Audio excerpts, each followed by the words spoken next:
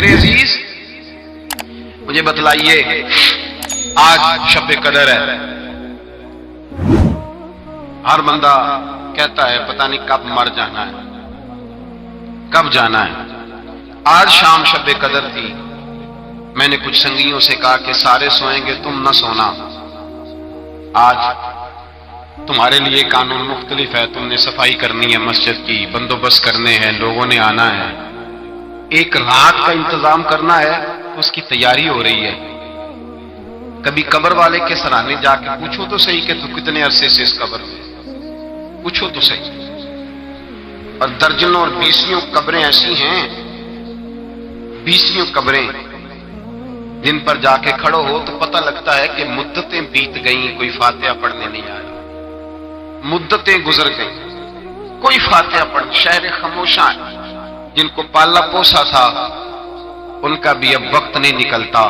او میرے بھائی، تیری تیاری ہے، وقت قریب ہے، بچے، بیوی، ماں باپ، رشتہ دار، بہن بھائی، ان کے ساتھ تیرا جو تعلق ہے وہ ٹوٹنے کے لیے بنا ہے، تمہیں جانا ہے، تجھے یہاں سے اٹھنا ہے اور اپنا اپنا حساب اکیلے دینا ہے، اپنا اپنا، ہتھی بکی مٹی پاندے، ہاتھ نہیں لاندے ڈردے۔ میں نے ایک بیٹے سے کہا کہ اپنے ابا جی کو خود غسل دو، یہ حق ہے، تو کہنے لگے مجھے ڈر آتا ہے، میت سے ڈر آتا ہے، ہتھی بکی مٹی پاندے تے ہاتھ نہیں لاندے ڈردے، جنہاں لی تو پاپ کمائے 10 کتھے نہیں ہو تیرے گھر، لانا بیٹے کو جس کے نام جائیداد کر کے آیا ہے، بیٹیوں کا حق چھین کے، بہنوں کا حق چھین کے، دوستوں کا حق چھین کے، زکاتیں چھوڑ کے جو دیا اس کو کہہ تیری جگہ پہ حساب دے آ کر قبر میں کھڑا۔ اللہ قرآن مجید میں فرماتا ہے سورہ ابراہیم کے اندر کہ لوگ کہیں گے کہ ہمارا مال لے کے ہمیں چھوڑ دیا جائے، ہماری جائیدادیں لے کے ہمیں چھوڑ دیا جائے، پر عرش کا مالک کہے گا نہیں، یہاں وہ سودا نہیں چلتا، حساب دے، بتا۔ یہ نہیں پتا تھا مرنا ہے، یہ خبر نہیں تھی قبر میں جانا ہے؟ جس مکان میں رہتے ہو نا، کبھی پوچھو وہاں پہلے کون کون رہتا تھا، پتا کرو، معلومات کرو کون رہتا تھا، ٹٹول کر کریٹ کر دیکھو کتنی لوگ گزر گئے۔ اللہ فرماتا ہے تو آ مجھ سے معافی مانگ، میں تجھے موقع دیتا ہوں، تیری موت کا وقت قریب ہے، آ جا بار بار مانگ۔ کہتا میں نے گناہ ہی نہیں کیا تو میں کاہے کی معافی مانگوں؟ میرے مصطفیٰ کریم علیہ السلام نے فرمایا میں ایک دن میں 100 مرتبہ معافی مانگتا ہوں۔ حضور معاذ اللہ گناہ کرتے تھے جو معافی مانگتے تھے، ڈٹ کے کھڑا ہے، اس کو ندامت کا آنسو کبھی نہیں آیا، اس کو اپنے گناہ پر رونا کبھی نہیں آیا، اس کو کبھی یہ احساس ہی نہیں ہوا کہ میرے اندر کوتاہیاں ہیں۔ اسے کبھی میرے اعلیٰ حضرت رحمت اللہ علیہ ایک بندے کے قریب سے گزرے تو رو رہا تھا، فرمایا کیا ہوا؟ کہا حضور میرے کچھ پیسے ضائع ہو گئے۔ فرمایا چھوڑ، کس پہ رو رہا ہے؟ دنیا داری پہ؟ کہا حضور پھر کس بات پہ روؤں؟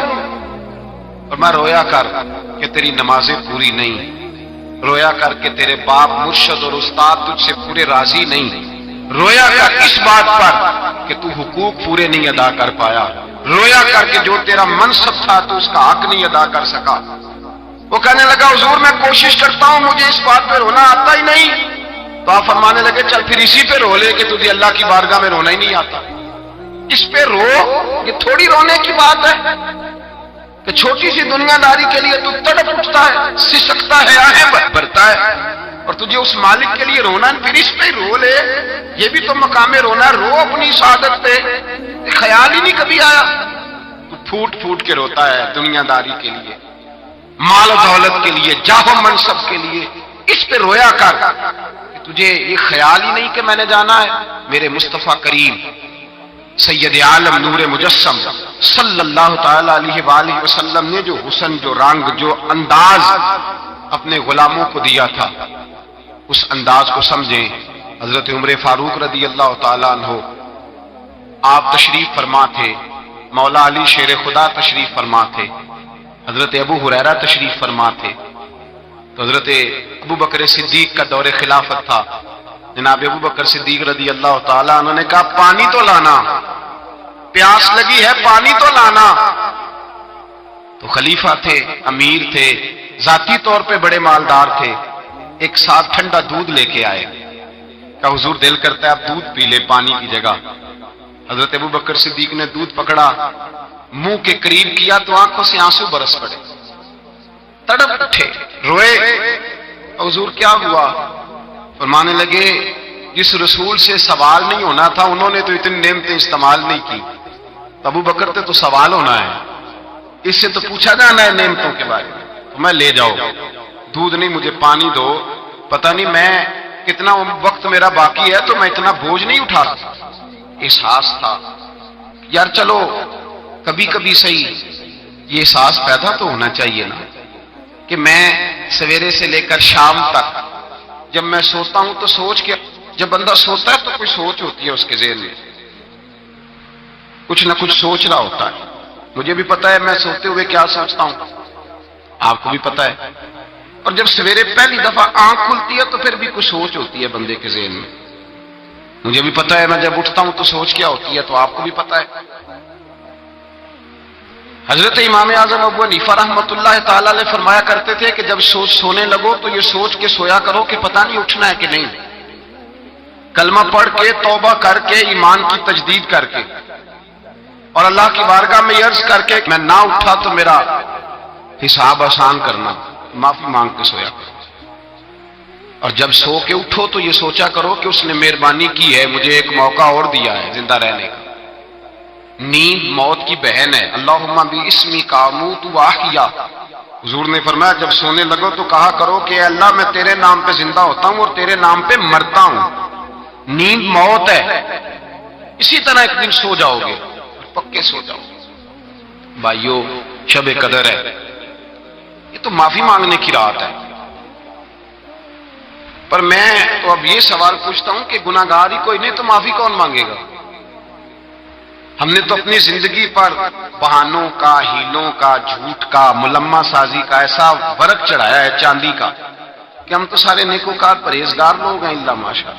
احساس ہی نہیں ہے. تو جس بندے کو یہ احساس ہی نہیں کہ مجھ سے گناہ ہوا ہے, معافی کس چیز کی مانگے گا؟ تو پیغام یہ ہے کہ پہلے تو یہ احساس پیدا کریں کہ کچھ کوتاہیاں ہیں, اور جب یہ احساس پیدا ہو تو پھر یہ سمجھ لیں کہ حساب اپنا اپنا دینا ہے. اور جب حساب اپنا اپنا دینا ہے تو پھر یہ بھی سمجھ لیں کہ موت کے وقت کا ہمیں پتہ نہیں, تو اس کا معنی یہ نہیں کہ موت کا وقت مقرر نہیں, وہ اپنے وقت پہ بہرحال وہ آ جائے, آئے گی اور لے جائے گی. اور باقی جہاں تک تعلق اس بات کا ہے کہ واعظ ہے, نصیحت ہے, گفتگو ہے, وہ ہم روز سنتے ہیں, سنانے والے بھی روز سناتے ہیں. بلکہ اب تو ایک اور بات بھی ہمیں کچھ عرصے سے سننے کو ملی ہے, کہتے ہیں جی کوئی نئی بات سنائیں. کیا کریں, کہاں سے نئی بات سنائیں؟ قرآن بھی پرانا, حدیث بھی پرانی.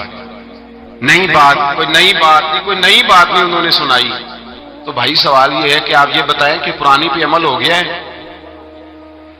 اگر پرانی پہ عمل ہو گیا ہے تو پھر نہیں سنا دیتے ہیں. صحابہ کرام فرماتے ہیں ہم جو کوئی آیت سنتے تھے نا تو گھر جا کے اس پہ عمل شروع کرتے تھے, پھر نہیں سنتے تھے. اب تقریریں اور واضح جب ہم کہتے ہیں نا نئی بات سنائیں تو اس کا مطلب یہ ہوتا ہے کہ ہم سرور لینا چاہ رہے ہیں, کان کا ذائقہ لینا چاہ رہے ہیں.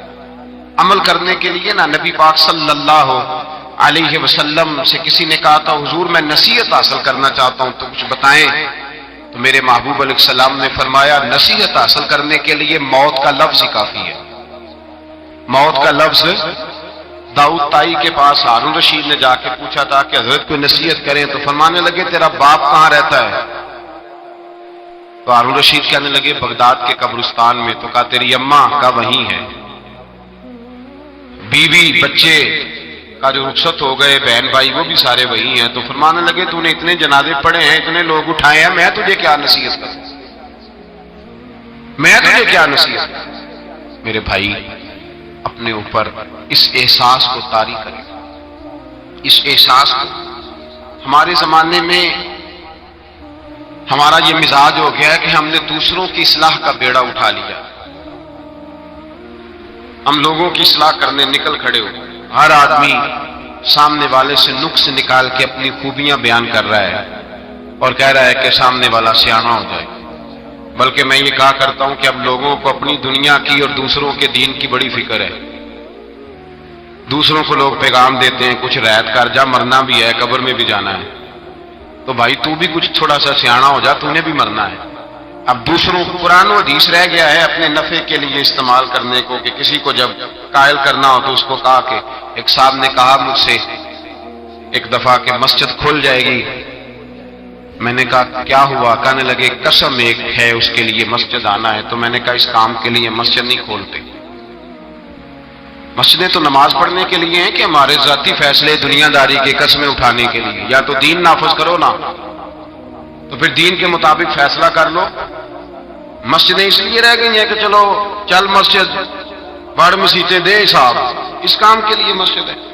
احساس پیدا کریں، یہ خیال پیدا کریں کہ دنیا سے جانا ہے. اپنے تصورات کو سمیٹیں یار. یہ جو ہمیں ٹینشن ہے نا کہ یہ بھی نیک نہیں، یہ بھی نیک نہیں، وہ بھی نیک نہیں، تو چلو میں بھی نہیں، تو اس نے اپنا حساب دینا ہے، اس نے اپنا، اس نے اپنا، اور میں نے اپنا. ابھی سارے خراب ہیں تو میں کیسے صحیح ہو جاؤں؟ تو میرا بھائی کوئی پتہ نہیں سارے 100 سال جیے اور تو اگلے سال بھی زندہ نہ رہے. اپنی فکر کریں، اپنے اوپر جدوجہد کریں. دوسرے کو تبلیغ کرنا واجبات دین میں سے ہے، لیکن پہلے عمل کرنا فرائض میں سے ہے. اپنی طبیعتوں کو، روحوں کو بیدار کریں، اللہ کی بارگاہ میں التجا کریں. میرے اعلیٰ حضرت فرماتے ہیں اگر تجھے گناہوں کا احساس نہیں تو یہ بھی ایک گناہ ہے. اگر تو اپنی غلطی کو غلطی نہیں مانتا پھر تو سب سے بڑا مجرم ہے. اپنی کوتاہیاں اپنی آنکھوں کے سامنے رکھے. آج شب قدر ہے، اتنی فضیلت بیان کی میرے نبی پاک صلی اللہ علیہ وسلم کہ حضور علیہ الصلوۃ والسلام نے فرمایا کہ اللہ پاک اس رات نزول دنیا پر اجلال فرماتا ہے پہلے آسمان پر، اور کہتا ہے آج جو بھی بخشش مانگے گا میں اسے بخش دوں گا. جو بخشش مانگے گا میں اسے، یا اللہ تو بغیر مانگنے سے بخش دے. اسے نہیں پتا بخشش مانگنی ہے، پر اللہ کہتا ہے تو مانگ مجھ سے، تو بخشش ایسے میں بخشوں گا. اس نے قانون بنا دیا ہے. ہم کہتے ہیں نہیں نہیں کوئی نہیں بخش دے گا. وہ کہتا ہے تو مجھ سے مانگ، پہلے آ کے سوال کر. تو سوال کرے گا تو میں تجھے بخشوں گا. تو بخشش مانگنے سے اللہ معاف کرتا ہے. ایک بات یہ ذہن میں رکھیں کہ بخشش مانگنی. دوسرا میرے بھائی، اس تصور کو پکا کرے اپنی طبیعت میں کہ توبہ وہ بندہ کرے جو توبہ کی شرائط کو سمجھتا ہے. ایک تو محسوس کرے کہ مجھ سے غلطی ہوئی ہے اور فلاں گناہ ہے جو روز مجھ سے ہوتا ہے، ایک تو اس کا احساس پیدا کرے. اور دوسرا یہ خیال کرے کہ میں توبہ کر رہا ہوں کہ میں کام آج کے بعد نہیں کروں گا. توبہ کا مطلب کیا ہوتا ہے؟ کام میں آج کے بعد، بولیے، یہ کوئی مطلب نہیں کہ ایک بندہ کہے آج میں نے رونا جی مسجد جا کے ساری رات رونا ہے، تو سویرے کیا کرنا ہے؟ بدلنا ہے کہ نہیں؟ کہتا ہے نہیں میں نے اسی طرح سے کم ناپنا ہے، کم تولنا ہے، جھوٹ بولنا ہے، بدی کرنی ہے، دھوکہ کرنا ہے. یہ توبہ نہیں ہے، یہ اس نے رسم ادا کی. توبہ یہ ہے کہ تو اللہ کی بارگاہ میں، ہاں یہ الگ بات ہے کہ سویرے نفس نے پھر برگلا دیا، شیطان کے ہتھے چڑھ گیا، لیکن جس کا پروگرام یہ ہو کہ چلو آج شب قدر ہے، تو یہ پھر رسم ادا کی. اس نے لفظوں کے گورکھ دھندے میں الجھا رہا ہے. وہ مفاہیم، معنی اور روح تک نہیں پہنچ سکا. روح تک جانے کی کوشش کریں.